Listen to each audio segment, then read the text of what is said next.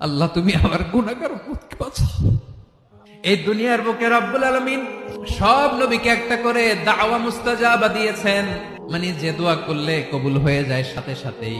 দুনিয়ার সব নবীরা ওই দোয়াটা দুনিয়ায় করে ফেলেছে। বিশ্বনবী বলবেন, আল্লাহ ওই স্পেশাল দোয়াটা দুনিয়াতে করি নাই, আজকে আমি তোমার দরবারে দাঁড়িয়ে কিয়ামতের দিন ওই দোয়াটা করছি। আল্লাহ আমার যে উম্মতের হৃদয়ে যাররা পরিমাণ ঈমান আছে, আমার একটা উম্মতকেও তুমি জাহান্নামে ঢুকাতে পারবা না। বিশ্বনবী পাগলের মতো একবার হাউজে কাউসারে যাবেন, একবার সিরাতে যাবেন, একবার পুলসিরাতের দিকে, একবার হাউজে কাউসারের দিকে পাগলের মতো দৌড়াতে থাকবেন, তার কোন গুনাহগার উম্মত যাতে জাহান্নামে ঢুকে না যায়। উম্মতি বিশ্বনবী আমার জন্য কাঁদবেন, আপনার জন্য কাঁদবেন, আমাদের জন্য সেদিন কেঁদে কেঁদে জাহান্নামের দরজায় দাঁড়িয়ে আমাদেরকে টেনে টেনে জান্নাতে ঢুকাবেন।